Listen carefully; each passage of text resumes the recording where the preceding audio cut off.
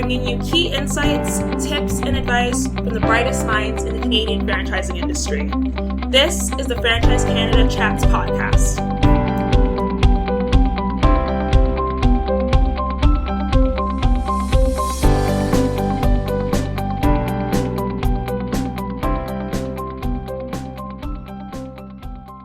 Welcome back to the Franchise Canada Chats podcast. I'm your co-host Trisha. And I'm Kristen. And today we're speaking with Don Mucci, the CEO and founder of LiceSquad.com, one of the largest lice removal organizations in North America. Their team of head lice experts are committed to helping communities be lice-free by using all-natural, organic products. In this interview, we cover topics like the most rewarding part about being a franchisee and a franchisor, why women really make great franchisees, the reality of what it's like owning your own business, and a whole lot more. So without further ado, here's our episode with Don Mucci. Hi Don, how are you doing? Very well, thank you. All right, so let's just dive right in. Tell us about LiceSquad.com. LiceSquad.com was started back in 2001 by myself after I went through a pretty traumatic experience with head lice and went looking for help and saw that there wasn't really anything out there. And as an entrepreneur, I saw a problem that needs to be solved. So I in essence, made it my mission to go out and to find a really safe and natural, eco-friendly way to deal with it. Mm-hmm. And I did. And I decided I was going to franchise the concept when a woman from Sudbury called and asked if she could buy a franchise. And you said that you had a traumatic experience. Can we talk about more about that, or is that more of a private thing? No, absolutely. As a child, I used to get lice quite a bit, and I was traumatized by it and teased quite brutally. However, it was because I was a social child and I had very long, thick, clean hair.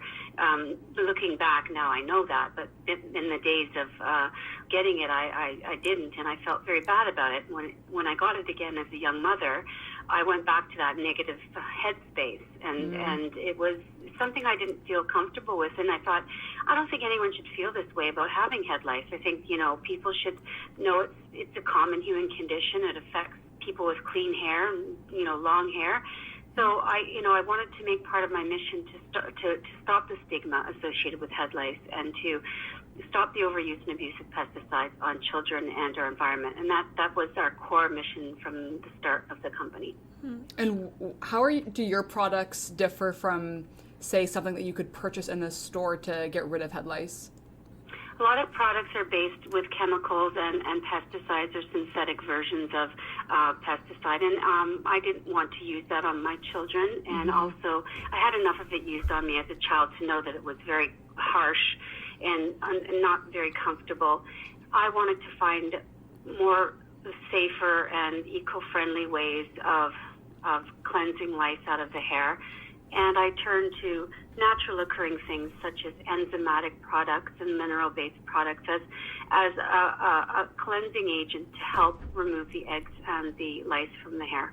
And so how did you get this business up and running? Blood, sweat, and tears. A lot of headaches. I have to tell you, I had no formal business education. In fact, I actually had to drop out of high school because I was experiencing extreme anxiety from a childhood trauma. So I didn't have a background in business. I've always been entrepreneurial as a child. I used to do the lemonade stands, and I could tell you some funny stories of a couple of little businesses I started with because I was so entrepreneurial. And back then, people didn't recognize entrepreneurial traits. So you were called the troubled child or the class clown because you're distracted all the time. And so for me, I was labeled negatively, and I never realized I was an entrepreneur until I was older. But looking back, I remember always looking for opportunities. I do lemonade stands. I wasn't rich growing up, so I had to find a way to make money. And I'll tell you a funny story, and I was way before my time on this. My father was a hippie. He was a, biker hippie. And, back in the day, he'd have a lot of people coming over and, playing guitar, and they'd be smoking their funny tobacco. And, we'd have Joni Mitchell come and play guitar, and it was a great, back in Yorkville hippie day thing. And as a little girl, I'd watch my dad, and his friends would come, and he would, he'd give them little bags of green stuff, and they would give him money. And I watched this go on for some time. As a child, an entrepreneurial mind, I thought, wow, that's pretty interesting. So instead of my regular lemonade stand, I actually set up my little box. We lived at a flat above a record store in Toronto on a busy street. So, I'd have my box set up right at the foot of the flat above the record store. And instead of lemonade for 50 cents a cup, my box sign read, bags of grass, 50 cents each. Wow. Well, I have to tell you, that business got shut down really quickly. I went literally out in the backyard and picked grass and put it in little sandwich baggies because that's what I thought was going to make me money. And this is just how innocent I was as an entrepreneur. And I was way before my time because that's really flying right now. Pot's legalized. Yes. So, my mind, that's how it worked. And I just recognizing opportunities all the time to try and to make a dollar, and that's and solve problems. So. And so you don't have any formal business background. So what were you doing before you started Lice Squad? Well, I did everything. I drove a tractor trailer truck. Wow. I got my AZ license. I worked for the city of Toronto driving a garbage truck, which entailed also hauling 20 tons of garbage a day with my partner because I couldn't keep doing the long haul driving. I had a young son and I was a single mother. Mm-hmm. I got my aromatherapy certification and started a little aromatherapy business called New Dawn Aromatherapy. Didn't make much money at that, and that's in and around the time where the head lice thing happened, and I was on assistance and a single mom, and that's when I started to pursue that. Yeah, and I utilizing my aromatherapy skills and background to start out with to help me create products that were going to remedy the situation. So that's how it started. And quite frankly, I got my business acumen through real-world education. I had to learn as I went, and I had to make a lot of mistakes, the classic mistakes you can't avoid if you do go through formal education or have, some business coaching and people guiding you. But that's okay. I mean, I learned the hard way, but at least I learned, and it worked out pretty well. And how long ago did Lice Squad start? 2001. Wow. And what were the lessons that you learned? Like you said that you went through some, you learned the hard way. So can you elaborate on that? So first and foremost, I had no business background education. I'm creative. That's something I have going for me. And franchising is another thing that's difficult in itself. And I had no formal franchising education when I decided to start franchising. So I made, like I said, a lot of mistakes, classic mistakes, to get where I am today. But what that taught me is that anyone can do anything if they put their mind to it and they persist long and hard enough toward their goal. And hard work and stick-to-itiveness does pay off in the end. It just comes down to having a passion for what you're doing, believing in what you're doing, and never giving up regardless of the mistakes or the challenges that you face, because it's easier, to give up than it is to go forward. However, you won't ever see the reward if you choose not to see things to the end. So I'm glad I didn't give up. I should have. I could have. It was so hard, I must tell you. Wearing all the hats in a business and trying to grow a business without any of that previous education or support, and literally with no money, because I didn't have any money to start off with, was challenging. So I think that should inspire people that anyone can do what I did if they set their mind to it and they just never give up. And going back to what you just said, I mean, before I started working at the CFA, I had never heard of licesquad.com myself, and I feel like it's a very unique business model. So I'm assuming you're one of the first on the market? We were first. Actually, I invented, created the industry. I was a pioneer of the industry. There was nothing like this. There was no head lice franchise concept.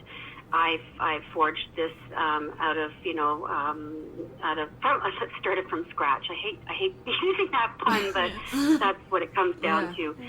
There was a problem that needed to be solved. I was the chosen one, so to speak, and I started it from scratch. And now there are other businesses, and there's a lot of them all around the world that are helping people with this. And I think it's a good thing because it proves there's an industry and it elevates us all and it helps people. And at the end of the day, I set out to help myself, and now we're helping many others. And we get a lot of gratitude for what we do. And I know it doesn't sound like the most appealing or romantic type of business to be in. It really is rewarding, and you can ask any of my franchisees or providers, they will tell you the same thing.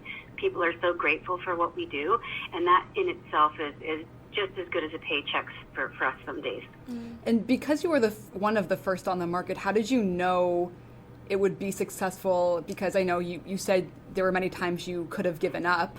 And I would imagine it would have been easy to give up because you don't know whether it's going to be a success because you are the first. So right. How did you know to keep going? You know, there's something in your gut when you see an idea or you grab onto an idea. There's a deep belief, and I had a gut feeling that this was something that had value. And I also I early on when I started, it was little to no marketing or money. I was unable to meet my demand. Well, it was myself in Toronto with a suitcase going from house to house on the TTC. I just couldn't keep up with that, and I just kept going, and people started coming to me and wanting to be involved, and the customers kept calling. So I knew it was going to succeed. It was just how was I going to manage that growth? And I chose to do a slower growth model because in this type of service industry, it's very time consuming just to treat one person. So you have to really manage your team to be able to accommodate those longer appointments. And so, yeah, I knew in my gut, I think. And it's a problem not a problem, but everyone gets lice, right? So it's not like it's a select few people who experience it. So the demand is there. Well, definitely. I mean, it's a common human condition all around the world. It's the second most communicable affliction next to the common cold in children. Most people don't know that. So, it's one of those things. Nobody wants to get it. No one likes to talk about it. But now people have somewhere to go for help that is, safer for their families and just gives them that peace of mind. And life's hard enough. You want to walk around with bugs in your hair. Agreed. And so you have so many franchises now across Canada. So what kind of qualities are you looking for in your franchisees? Well, I want my franchisees to be able to resonate with our culture and our core values, putting people first and being helpful. We look obviously for the marketing end and the business end. They're going to work on the business, not in the business, because we would prefer they train people to do that actual work, and they do the work of growing and running a business. So it's a mix of personality and ability that we kind of look for. And you offer ongoing and initial training? Ongoing. Everything's ongoing. Things always change. Yeah. As a creative person, I'm very innovative. I remain innovative, and you have to when you have competition. So there are always things improving and changing, and our franchisees bring to us ideas which we implement. So there's always ongoing learning and the initial training, obviously, to get them up and running. Yeah. Can you tell us what the initial training what that process looks like? Yeah, it's a 4-day hands-on. Well, first all of their training is done online. So there's an online training platform which takes them through a series of videos and a series of written materials, and then there's an actual written test that needs to be executed. Once that's done and everything else is prepared, they come into the head office for hands-on training, and that's a 4-day thing. And then again, after that, they start implementing their business, and we're always just a phone call or an email away for any troubleshooting that they need as they're starting up. And our franchisees are very independent. They're very they don't need a lot of hand-holding, which is a good thing. You want that. You want those types of people who take the reins and can really take ownership and not have to be calling you every day to get some help. So we're lucky in that way. We've got a lot of smart people on our bus. does this franchise attract certain people? I'm assuming a lot of, because like the person I interviewed, she had lice as well. So I'm just curious to know if it attracts mostly women, people in the nurturing field. A lot of our franchisees have experienced it or used our service, and that they saw the value in what we do. There are some couples who purchase together, families that do, but I've never sold a franchise to an individual male. It's always been a female or a couple. So yeah, it's generally the female purchaser that gets involved in this business. Can you talk a little bit about what a typical day looks like for a franchisee? They do have their own clinics, right? So it's not mobile based. They do both. So our full service model is 200,000 households or more. That requires a clinic, and they will also still do mobile because you have to service schools, camps, daycares, and things like that. Right. Then there's the express model, which is 100,000 households or under. Clinics are optional in those, or they can just run them as a mobile service. And a typical day is basically they'll get dispatched out via postal code. Clients that are looking for help, they are taking those emails or calls, and they're making their appointments. They're servicing their clients. They're doing the day-to-day, or having their staff do the day-to-day. And in the background, then, the franchisee is doing networking and marketing and doing that stuff they need to do in the back end to build the business. So would you say that franchisees, are they the ones helping to remove the lice and providing the treatment? We prefer they don't. Okay. They will. They have to know because they're going to have to train their staff.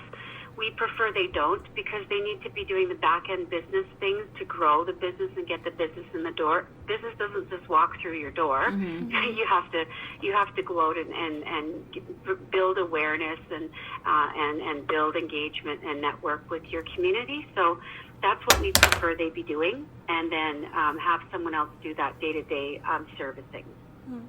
And is there something that your franchisees, that you find your franchisees typically underestimate about running a business, or do you prepare your franchisees, you think, pretty well for the realities of business ownership?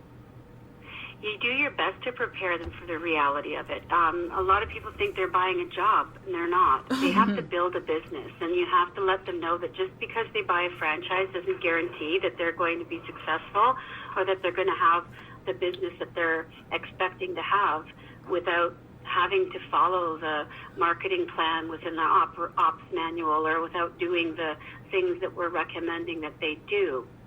Some people, they have unrealistic expectations, and so we do our best to outline everything that they can expect in our disclosure documents, and in once they've signed their operations manuals, what their steps are to get the most value and to build the most success. Are there any things that you tell your prospective franchisees that they should know before they invest in a Life Squad, and if so, what are they? Well, they have to do their due diligence, so they need to take our disclosure documents and franchise contracts to a lawyer to vet and make sure that they're understanding what they're getting into, as well as, to an accountant. If you want to talk to a franchise consultant or a business consultant to help you make a decision, we just don't want them rushing into buying a business because they have this grand dream or desire, or it's just an impulse for them at the moment because they've just been through life and they say, oh my God, I just paid you, $400 and I could be doing that, right? So we try to let them know that they need to take their due diligence. They, the timeline is, they have to wait 14 days once we've disclosed them to be able to purchase. We like them to take a bit more time than that to get their due diligence done and to make sure that this is indeed a good fit for them, because I don't just want money from people. I need them to have an invested interest and a passion for the business, and I need it to be a good fit for them, and they have to understand what to expect. So if they're expecting to make $1.5 million a year picking lice, they're at the wrong door, right? Yeah. This isn't that type of franchise. So they need to know what they're in for and what to expect, and they need to realize that it's hard work. It's not just I'm buying myself a job and everything's going to be rosy from here. It is hard work to build a business. be it a franchise or any other business. Have you had any cases where someone has invested or they were about to invest and you knew right away was a red flag? Not really. We don't sell franchises to people that we find red flags. But we do have a qualification process, they have to go through various steps and stages before we'd even entertain selling them one. Right. Now, sometimes you can't see a lot of things coming because people's lives ebb and flow, and someone could be fine one day and have a health problem or a divorce or something goes down where it makes it very difficult for them to focus on their business, and those are challenging situations for both the franchisor and the franchisee. But if we see red flags, they're not being awarded a franchise. And what's the process like when someone initially comes to you, so you get a lead, from then, and if they're the right fit, how long does it take for them to open up their franchise? Is there a certain time frame? Well, it's about a 6 to 8 week process with everything that's involved. And I've kind of stepped back out of that because I have franchise development that does most of the, the vetting and screening and the qualifying and then, all of those things. But I can tell you it is a 6 to 8 week onboarding process. Wow. And so why do you think franchising is so attractive to female entrepreneurs? Because you have a lot of female franchisees. I'm just curious to know. You know what? I think it's a natural collaboration thing. Women are really good communicators. We're good nurturers. We're collaborative. We know how to work together, and I think it's just I think that's a big part of it. And more and more women are seeing the value in working together with other women and supporting each other. We all go through common challenges in life, and so it's nice to have other women to talk to with respect to that. And again, this is not a franchise that attracts men only for the fact it's head lice, and it actually is one of the most primal things that can be done. It's very bonding, quite frankly. I mean, the monkeys do it, right? We're doing very primal work with people, so this is why you have that bonding, nurturing experience in this business, which women really gravitate toward. Does the flexibility help too? Because I know you were a single mother when you started, so.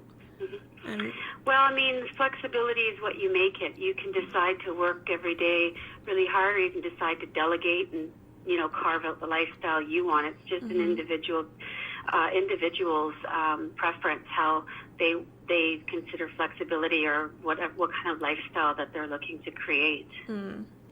And I know that Lice Squad, your franchisees are pretty active in the community. Talking to some of your franchise partners for past Franchise Canada articles, they've talked about how they, go out to schools to educate people to actually conduct treatment for children. Can you talk about why it's important for your franchise to give back in that way? Well, we've always been a culture of, putting people first, and we have always from the very beginning been actively involved in our communities as corporate citizens via volunteering, providing education, doing charitable things for our community. So it's always, for me, I believe you lead by example. You have to walk the walk, and I've always done that from the very beginning. And I encourage my franchisees to be the same way, because you have to be a part of your community, and you have to give back to the community that gives to you. So it's important to build that into your business practice because it's just the right thing to do. And I think by the nature of the licesquad.com business model, it does just give back just by the nature of the service, right? Yeah, man, we're picking bugs out of people's That's pretty cool, man. Yeah. You're the one with the bugs in your hair. Do you find that our clients is it mostly children, or do you get all age groups? All age groups. We've done little babies to grannies, all the way up to old age homes, from nursery school to old age homes. Wow. Been there, done that. Yeah. Interesting. Great. And so, you're very successful right now. You have a lot of franchisees, as I mentioned before. I want to know who helped you along the way. the good Lord. To be honest, there we go. In the beginning, I struggled, but I will say, Nottawasaga Futures, those programs that they put on through Nottawasaga Futures and through chambers and economic development, there's a lot of good government programs that are running. I don't know what they're named now, but back then they were named Futures programs. Things like that really helped me out in the very beginning because they gave me free consultants and liaison me with people that had skills that I lacked that could help me with certain things. So that was definitely helpful. But what's been most helpful is when I was finally able to make enough money to bring people onto my team, it's those actual people that have brought the company to where it is today. I really don't take credit for the success or even where I am at this stage because it is a direct result of those people that I eventually was able to bring onto the superhero squad to basically help me in the areas where I was weak. As an entrepreneur and a visionary, I'm the person who has the ideas and the passion and the vision, and I need other people to help me execute those things. And so I've been really fortunate to be able to build a really good team to help me with that. And that's been my greatest asset. And you just mentioned the superhero squad. That's that superhero concept. That's part of your branding. Yeah. And I guess, how did you come up with that, and why did you come up with that? Is it because was it to focus on your children-based clientele and kind of have that superhero aspect? Yeah, well, you know what? That's funny you say child, because everybody, even adults, love to be a superhero. And it's really funny. The whole superhero thing is ageless. And the reason that I made that core to my branding was because I wanted to break that stigma around life. I didn't want it to be medical or fearful or anything like that. And we don't want people to feel bad or ashamed about having to deal with life. So the kids love the superhero thing. The parents love the superhero thing. Who doesn't love a superhero? Who doesn't want to be a superhero? I still put capes on adult men. My mayor came to my grand opening. Him and my MP and my MPP all had capes on. They turned into little children as soon as I put them on. Yeah. Like they went from these stout dignitaries to I put these capes on as soon as they came in the door, and they looked like they were 5 years old again, and they loved it. Do the consultants wear that? Just to try and lighten the mood and make people feel good. Yeah, I hear you. Do your consultants wear that? Like, do they wear capes in the clinic? No, the kids and just the clients get capes. So when they're being treated, instead of putting on those, those things hairdressers put around you when you're getting your hair done, we literally put red superhero capes on them. That's awesome. That's really cute. Yeah. What's the most rewarding part of being a business owner? Lifestyle, and for me personally, it's the ability to be able to create opportunity for other people. I mean, I feel so privileged that I'm able to create a lifestyle for myself, but I can also empower somebody else to have not just a job, but someone to actually start a business and provide an opportunity for them to do that. And being able in and around all of that, to be able to help people with something most people cringe at and make people feel bad about, that we're able to help with that. So that feels really good to me. And again, it's all about the people you surround yourself with and how you choose to run a business. You can either work in it, work on it, or have the lifestyle you want. Well, is there a particular story? Can you share a particular story about someone that's benefited from LiceSquad.com? Oh yeah. Well, I mean, it's the ones I really appreciate are people that have come to Canada from another country who are coming here really highly educated in their fields, very smart people, very, very well-educated individuals, and they can't get work in their field. And, they end up driving an Uber or doing something that's not meaningful for them to just put bread on the table for their family. Mm-hmm. And I'm going to cry because this is why I do this. When you can give them an opportunity to start a business and do something that they love and that they can make a living at, then it's like, that to me is like, that's my purpose. And I've done that now for about 7 people who've come from various places around the world that have started working for me. Literally, I employed them, and they saw the opportunity and decided that's where they wanted to invest their money, was to become part of the Lice Squad franchise family. So that's like totally meaningful to me. Yeah. And I think that's one of the great things about franchising, is that you really you're allowing people, no matter where they are in the world, where they're from, to be successful being a small business owner. And I don't think you can find that anywhere else. Yeah. I remember interviewing one of your franchisees, and she was telling me how, like, this business kind of helped, because she doesn't have a background in business and stuff like that. It's been a lifelong dream, and she was able to achieve her dream through this franchise. So it's really great what you're doing. I can't even say to you like how much that means to me, because that's so awesome to be able to do for somebody. And that we're kind of recording this interview at a timely time, because it is International Women's Month. And your franchise is almost, I would say, basically 100% female-based. Yeah. Do you have any advice for women who are considering franchising as a career path? Yeah, just pick something that you resonate with and that you really are passionate about doing, and find that franchisor who is not going to rush you into buying a business, but that really takes the time to help you make an informed decision, because you're putting you're investing not only your money, but you're investing your life into your passions and your purpose. And so find something that's along the lines of what you're passionate about, and that has a purpose for you, that gives you meaning. You're not just flipping burgers for the sake of making a buck. You're doing something of value, of purpose. And that's very important, because money is not be all end all of the world and of life, and you have to find something that you are getting more than money from, and meaning is really important as this purpose. Well said. Yeah.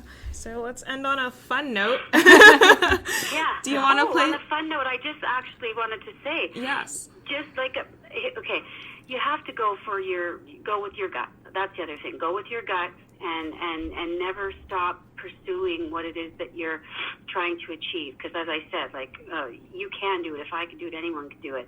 I just wanted to say that our local chamber has an annual women's award that happens every year, and somebody nominated me for Woman of the Year Entrepreneur, and I actually just won that last week. Awesome. And in my acceptance speech, like I said to everybody, I never ever thought I would be standing on this stage accepting such a prestigious award, but I know I wouldn't be standing here if it wasn't for all the people and all the other women that have helped me get here. And I was very clear to make sure that everyone knew that it wasn't my award, it was our award. Mm-hmm. And last year at the CFA's convention, you did win. You won gold in your category. And I remember last year you had brought some of your female franchisees, and they were all at the table with you, and you had a similar message, which I think kind of goes back to helping, you were helping people pursue their dreams, which empowering is them. about empowering them, and that's that's great to see. So I think that everyone kind of sees that, and that really kind of flowed out to everyone. Yeah, well, we all help each other, right? At the end of the day, we all need to help each other. We have to help elevate each other and support each other, because that's what we should be doing. Mm-hmm. Yeah, for sure. Awesome. So, would you like to play some franchise fun? Oh, sure. Yeah, okay. I didn't know this was coming. Am I on a game show? Do I win a prize? The prize is fun. The prize is fun. Okay. Yeah. Okay. I'm all for fun. I love fun. Okay. So we're going to read you off some sentence starters, and then if you can just fill in the blank. Okay. The most interesting thing I've done recently is... Oh, God, I can't even think straight. The most interesting I've done recently is I wrote a theme song for a new initiative I'm working on called Canada's Top Mayor Award, which pits all of the mayors across Canada against each other in a friendly competition to win a whole bunch of money for their local charities, so the winning mayor gets the money. And I actually wrote a theme song and just finished recording it at a recording studio with these amazing artists, like the lead guitarist from what's his name, Burton Cummings' band, the Guess Who, and the bassist from the Platinum Blonde.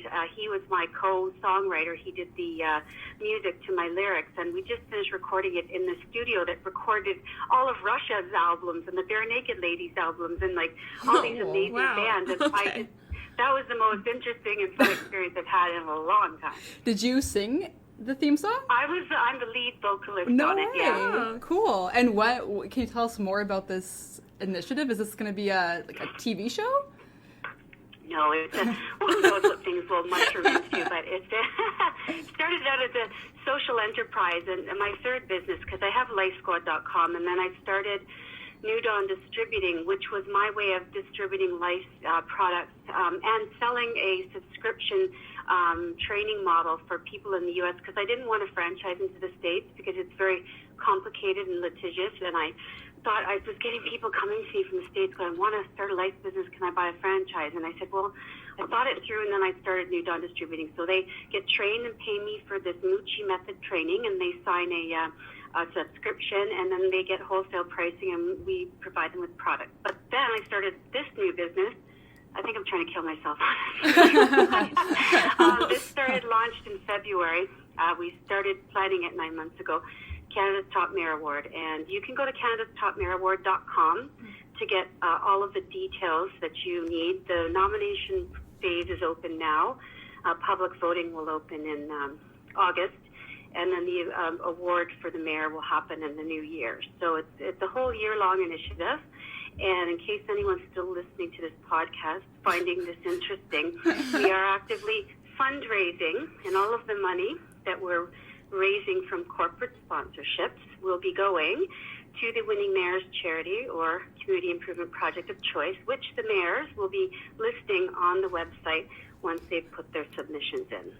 Wow. We have so what happens after they've been nominated, they submit, public votes, and then at the end of November, the top 3 mayors go on to a panel of celebrity judges who then do a scorecard and help determine who the top mayor is. And so far, we've got Theo Fleury, a hockey player, gold medalist, Olympian, NHL Stanley Cup winner. Hazel McCallion, she's one of the longest running mayors in Canada, and Hazel's on our committee. We have Robert Laidlaw, Platinum Blonde, Honeymoon Sweet, Kim Mitchell.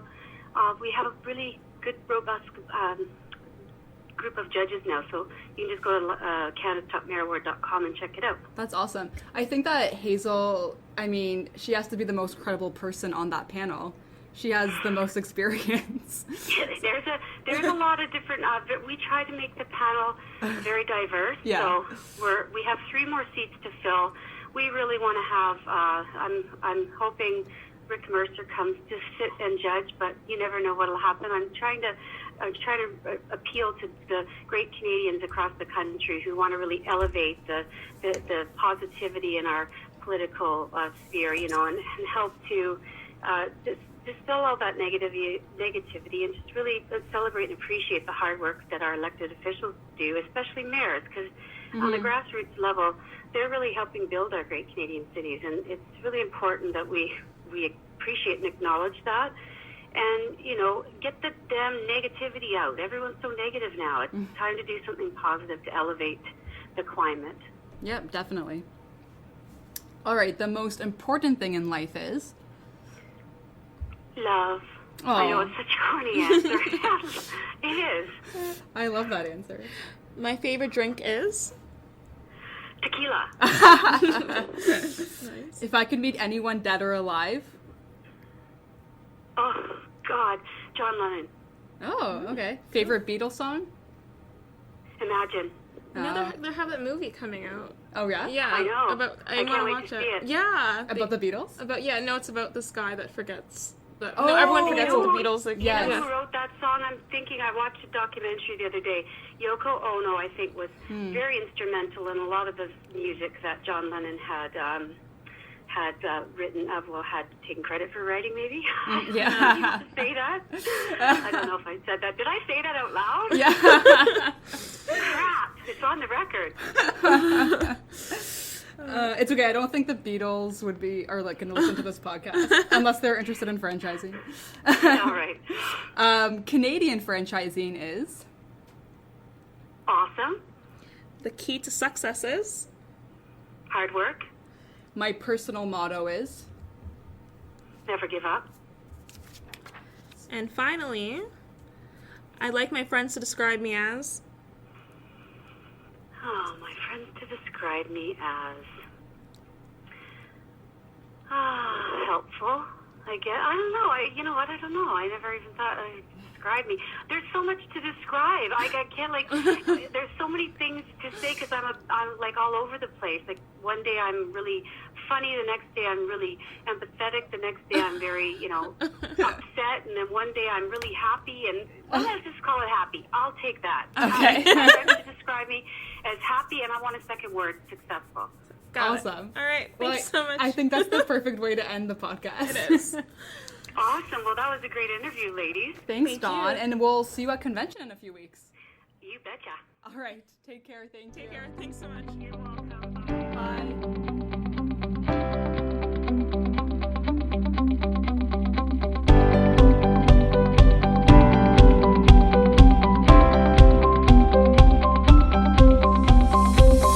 Thank you for listening. Don't forget to subscribe to the Franchise Canada Chats podcast wherever you listen to podcasts. For more, head to franchisecanada.online.